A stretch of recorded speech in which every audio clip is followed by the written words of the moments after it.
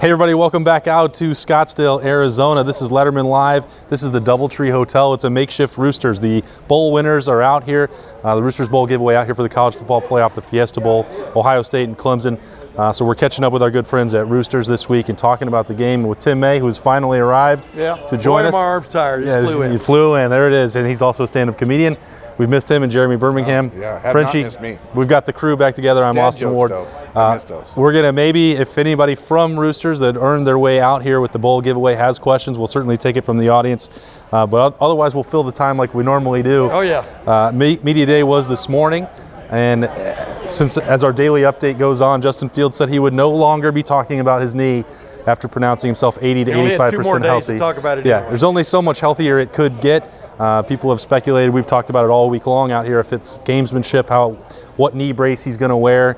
And Tim, as you've paid attention to that before you got out here, what do you make of the situation? What does it mean for Ohio State? No, what I wish he'd said today, he said 80 to 85%. On Tuesday. On Tuesday, I wish he'd said like it's 89 to 91%.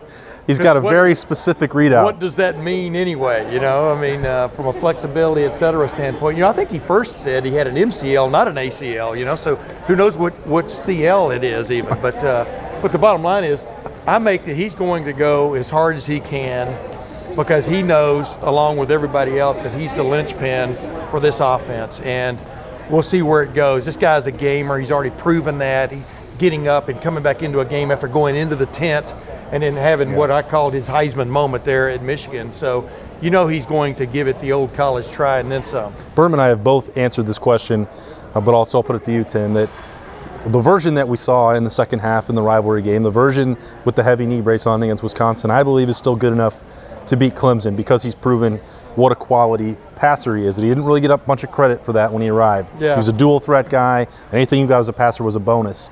I think even if you're not looking at 100% Justin Fields, that's still a guy who can lead Ohio State. Notice I'm taking all that in as you're saying.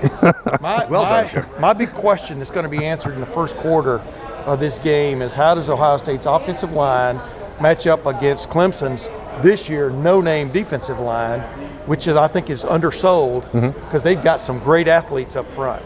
Is the chase going to be on? Is Isaiah Simmons going to be coming from all kinds of angles, et cetera? What is Brent Venables got up his sleeve to throw at Justin Fields to test him early, because you know that's coming. So I'm going to withhold judgment on how good he can be. He will adjust, as will the Ohio State offense, as the game goes on. As we all know, Ryan Day he could be a magician because he has all kinds of stuff up his sleeves. Right. But will they be able to get to those packages is what I'm interested in. I really think Ohio State may come out throwing bombs away. Could be totally wrong. It's interesting you talked about that first quarter, what Brent Venables throws at Justin Fields, how Ryan Day responds, Justin Fields responds. I talked to Urban Meyer this morning about that, and he said, similar to what you're saying, the first 7 minutes determine this game in his mind. And that's, I think, especially given what Ohio State has dealt with their history in this series, even though I've said before it doesn't really matter. That matters a little bit. They're going to want to throw a punch. They don't want to absorb the first punch from Clemson. Clemson is 50-0 in their last 50 games when they've scored first. Is that good? That's pretty good. That seems good. Okay. So, yeah. That's decent. So you need to be the team that comes out and does something early in this game. Clemson has the longest winning streak in the country. Ohio State has the second longest winning streak in the country.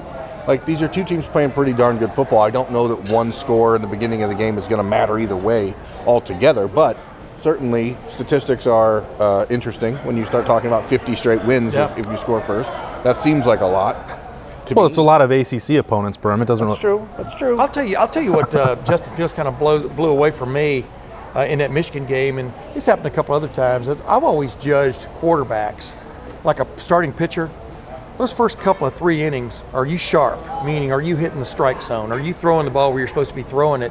In Michigan, obviously, he wasn't doing that. Wisconsin, he definitely wasn't doing that. Right. And all of a sudden, in the second half, he was Johnny Unitas. He was better than Johnny Unitas. That's a really weird analogy. Because he had more than Earl Morrow going for him. That wouldn't have been the guy I pulled out the name. I said Johnny Unitas didn't. He played football. But not baseball. Yeah, but I'm talking about hitting the strike zone. What I'm saying is that if you go, he knew exactly what I was talking about. What I'm saying is, if you're a pitcher and you go the first 3 innings against Clemson, and you're not throwing strikes, you're going to be knocked out of the game by the time that You know the who fourth was or throwing fifth inning strikes comes out around. here 3 years ago was J.T. Barrett. I mean, that offense moved the ball a lot that day. Yeah. I think that's one of the most fascinating subplots of this game, Tim, is that even if 16 doesn't matter, Yeah. the evolution of the offense No, but since what you then. saw in 16 matters. That matters in every game, you know. Is like, are you going to make third downs? Are you going to? What I mean is, your that was the quarterback gonna turning play? point for bringing Ryan Day in. Yes. So you have a clear measuring stick, whether Clemson has the same personnel on defense or not, which they probably don't. But you know, Ryan Day wasn't in that game. He is in this game. You're going to know how far the passing attack is. 16 does matter more than people are wanting to say it does, because obviously player personnel is different. But this is the same Clemson coaching staff. I mean, they still have the same philosophies. I mean, sure, they've adapted over the last few years, but you can watch that film and see a little bit of what you expect them to do, because this is the same staff. It's not like Ohio State where all of the coaches have been turned over in that time. Clemson is the exact same staff. Boys, Clemson is built for this kind of game. They've got T. Higgins and the other kid, Justin Ross. Yeah, Justin Ross. Who are both 6'4". They're both 6'4". They look like two Benjamin Victors out there, maybe a little more fleshed out. Yeah. Maybe not. But they're built to hit the edges. I mean, that's the way they beat Alabama last year, was big plays to the edges in the passing game. And they play ridiculous defense. They get after you. They don't always make the play on defense, but the next play they're going to come after you again in some form or fashion.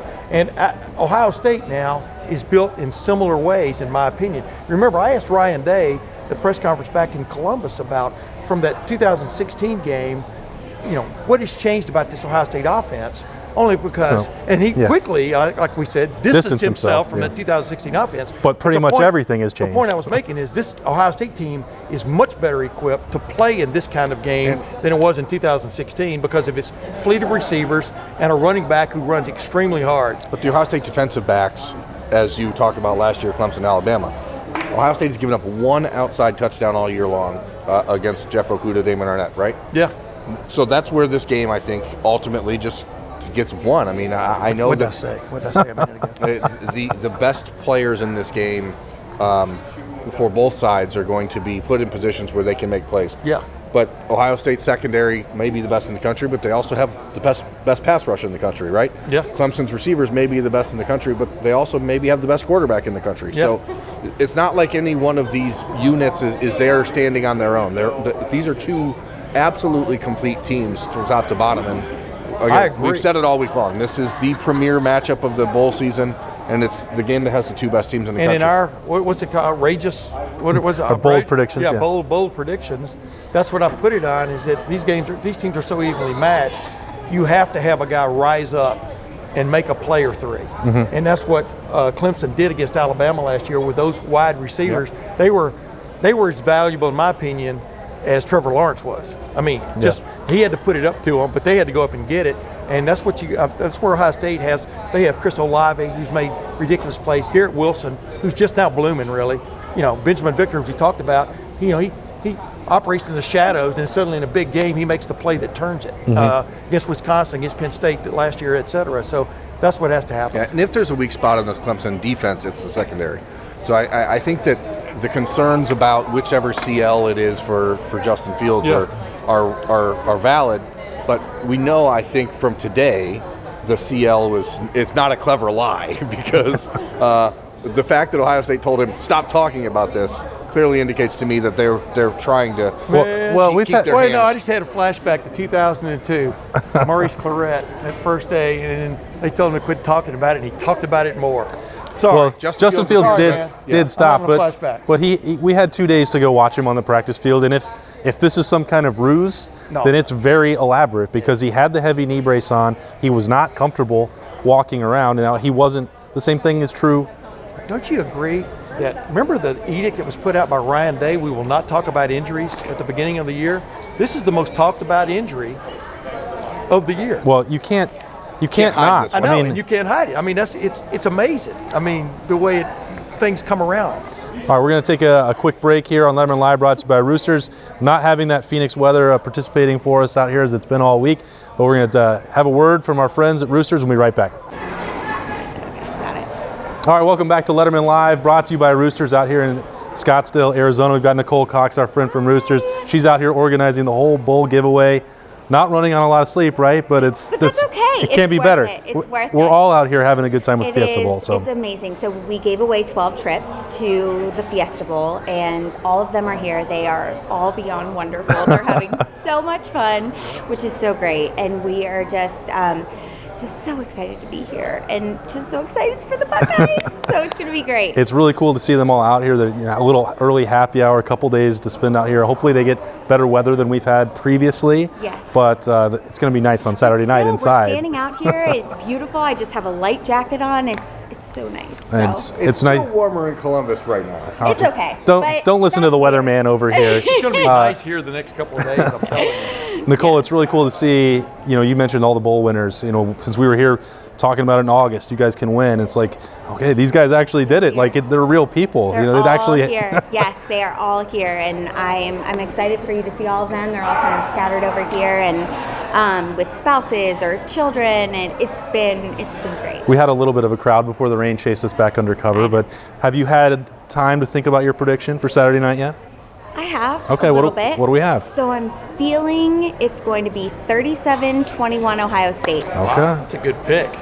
Guys, thanks. All right. Because I work for a restaurant for a living, so thank you. Well, and those Roosters restaurants will be open on Saturday for watching the game, right? So absolutely. That's the place. If you can't be out here with us, Saturday, New Year's Eve, or New Year's Day? Neither. This is the 28th. Oh, yeah. 28th. Yes, we're definitely open, Yeah, and we're open New Year's Day as well. All right, got those locations for all your bowl watching needs. We'll let Nicole get out of here and get back to the party.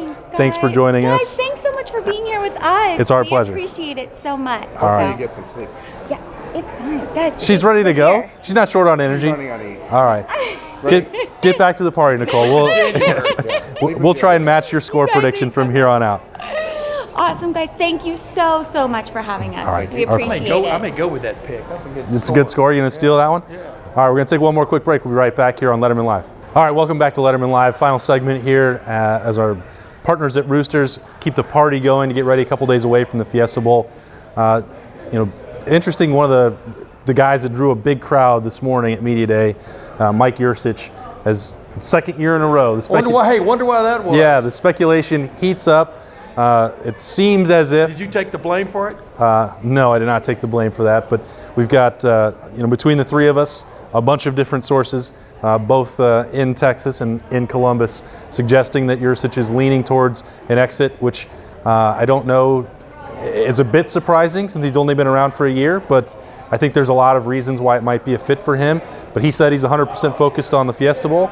Jeff Hafley said he is 100% focused on the Fiesta Bowl. I think that his timing is probably a little easier. He's already got the job and he knows what he does and doesn't have to do for Boston College. I think it's easier than what Luke Fickell and Tom Herman had to go through. Yeah, but it's ironic that in 2016, Tim Beck was headed to Texas when they played Clemson. And Ohio State scored zip. Whoa. Oh boy, history is repeating itself, Tim? No. I mean, yeah, if it happens, right. then it does. But there is another similarity. It is very odd. There is another similarity in that Tim Beck was sort of being told, exactly. It's okay if you want to go to Texas. Exactly. And I think that for fans who are freaking out, and the Jeff Hafley news that pretty much rocked Ohio State football 2 weeks ago, this is not the same thing. This is a situation much more similar to Alex Grinch departing for Oklahoma a year ago, where it's a guy that maybe just didn't have an opportunity to have a voice that he thought he was going to have this year. And the reason he didn't have that voice is because there's somebody else already in that position that is doing an okay job in this instance, not so much a year ago. But Kevin Wilson has maintained his role as Ryan Day's right-hand guy on the offense. Yeah. And Ryan Day coaches Ryan Day is the guy running the offense. Man, it is difficult. I mean, and I'm not blaming ego for this because guys, I mean, you kind of think you're going into a situation and it doesn't turn out the way you thought it would. You're still getting paid really good money to do it. But then you've got another guy who's, let's face it, Texas is desperate to get their situation fixed, as you can tell by the wasteland that is the coach's offices down there, or was. And are about to be. Then you're still going to be working for a guy who the last time Ohio State won a national championship, he was the offensive coordinator at Ohio State. So, Texas was pretty much given Tom a Herman, mandate I'm talking about. to go get a young, up-and-coming offensive coordinator type Yeah. And with the situation at Ohio State, with Ryan Day running the offense, Ryan Day essentially still coaching and recruiting the quarterbacks, it became a situation where there's maybe too many cooks in the kitchen. And this is an opportunity, as you alluded to yesterday or earlier this week, my days are all confused, that perhaps if Mike Yurcich wants a chance to advance beyond this level of his career, now's the time to go. There's obviously not a great situation he's maybe walking into in Texas, but I hope he gets a 3-year guaranteed contract because he might need that money security blanket after next year. But the other interesting part there, so my takeaway on that was that Ryan Day and Kevin Wilson are still in Columbus. Everything will be fine if they have to hire a new quarterbacks coach. Jeff Hafley's a much bigger deal, and we've talked about Kerry Combs and the possibility of that happening later on. That's a conversation for probably after the Fiesta Bowl.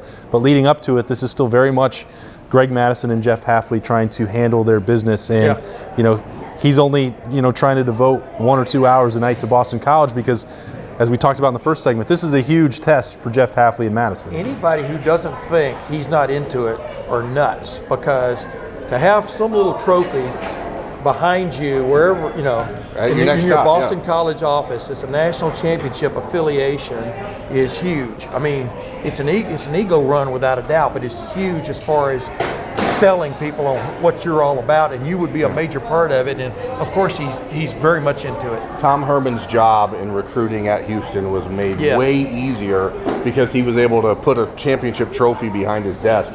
And that helped him with guys like Ed Oliver, who was coming out, of high school at that time, and decided to stay home and play for Houston. So talk about a get. If Jeff Hafley wants to have some sort of impact in the Northeast, he's going to need to be able to walk in and show that, hey, I can win these big games, especially in the ACC against a team like Clemson. So now, if I was an ACC administrator, I might have waited till after this game to see how it goes, but that's just me. So they waited a long time in the first place. Why do Ohio State coaches leave to take jobs where the school's name is named after a city, though? Cincinnati, Houston, and Boston. It's very appealing. I know. It is very appealing. The difference between Boston and Houston and Tom Herman taking that job, like I told Tom Herman, there's 1 million football players within 100 miles of Houston.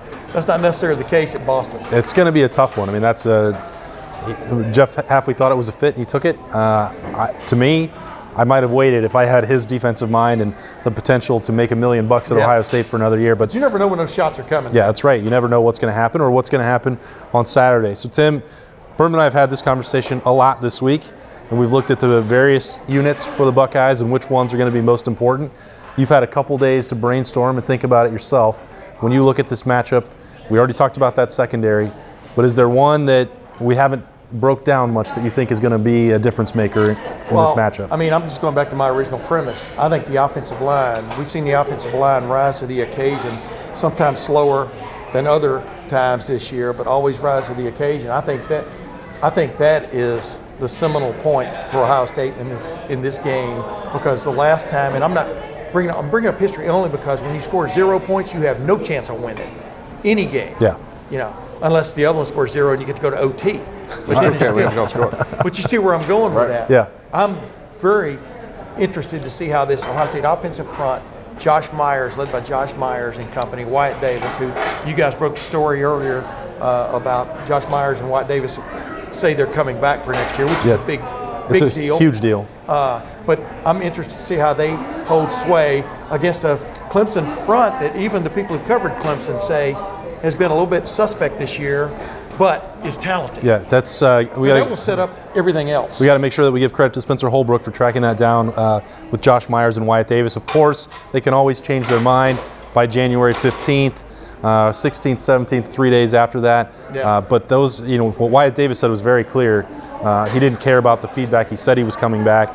Josh Myers did not, as Birm had another conversation with him, didn't even put in for draft evaluation feedback. That tells you where his mindset is at.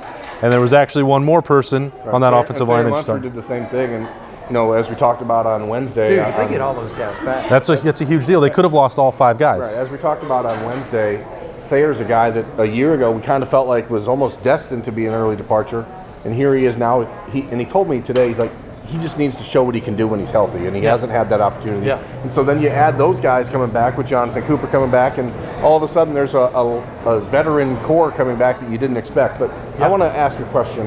I don't get to do this often, but how much extra weight do you think the fact that Ohio State didn't score in 2016, knowing that Ryan Day was brought in to remedy that, how much extra weight, how much pressure do you think he's putting on himself to put a really different game plan together for Saturday? On my podcast this week, I had Kirk Herbstreit on, and he said one of the things they're going to feature, he kind of scooped himself, they're going to have cameras on Brent Venables and on Ryan Day as plays are being called and adjustments are being made on the other side, and how late's the play going in, and does Venables get something called? That's the chess match. Who wrote?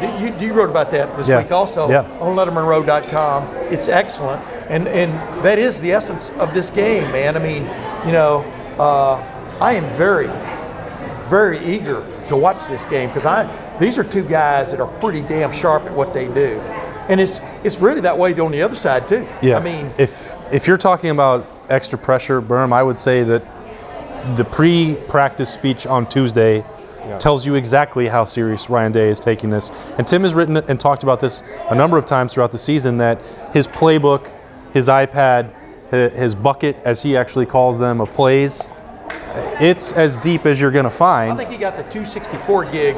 It's but a lot of it iPad. But a lot of it is not insanely complex. And I think that people talk about Venables disguising coverages and being creative with his blitzes, but I would think he describes it the same way. Just my experience of being around him a couple times in these games, he doesn't view it as that complex and that complicated. What I think is interesting is Don Brown, okay, Dr. Blitz, right?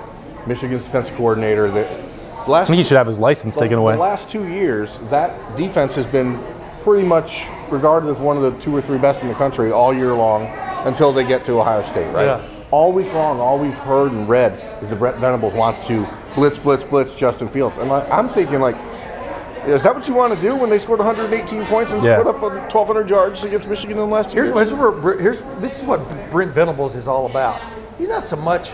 He does want to occasionally get a sack, but what he wants, because if you look at their sack numbers, they're not that high compared to Ohio State. But what he wants the quarterback to do is be thinking about something other than what he should be thinking about as the play begins, and that's where he. A lot that's of where his pre-snap genius. movement, a lot of stuff. That's like where that, his genius lies. Comes bottom line. That's where we talk about attacking the edges. There's only so many guys you can put on the edge, and that's why you have to do it. But the bottom line is, if Justin Fields can divorce himself from a lot of this, what Urban Meyer used to call eye candy going on in front of him, and see what they're really in, that's where you make your hay. Bottom line, players win games, right? I mean, the schemes are there. You have 2 great minds offensively, defensively. Obviously, Clemson's offense has been pretty darn good too. Jeff Hafley's proven to be pretty. I'm just so excited for this game. Yeah. So excited. I am too. It's funny because you guys wrote, I think it was Glue Man wrote the story. Chaz wrote the story about the chips on everybody's shoulders. I was thinking this game ought to be sponsored by Pringles. Pringles there's a ton of Pringles in the media hospitality suite. Yeah. Dabo Sweeney could have a Pringles hat. It's too bad Tostitos doesn't still sponsor the Fiesta Bowl. Dabo Sweeney, God, if I hear that. We've got some visitors. You talk about people. You talk about being excited for us to cover this game. Obviously, we got 24 people back here that are pretty excited for this one as well. Congrats to the Roosters Bowl winners back here. Nicole's got the sign to welcome. You guys have any predictions back here? Who's going to win on Saturday night? Ohio State. Okay, I think that's all of them there. Predicting an Ohio State win. Hanging out with us on Lettermen Live. Appreciate these guys all supporting Roosters and getting a big win. Roosters for bringing us Lettermen Live and hanging out with you guys. We're going to have more coverage at Lettermen Row heading up to the Fiesta Bowl on Saturday night. Ohio State and Clemson. Congratulations to all these guys, and we'll see them there on Saturday.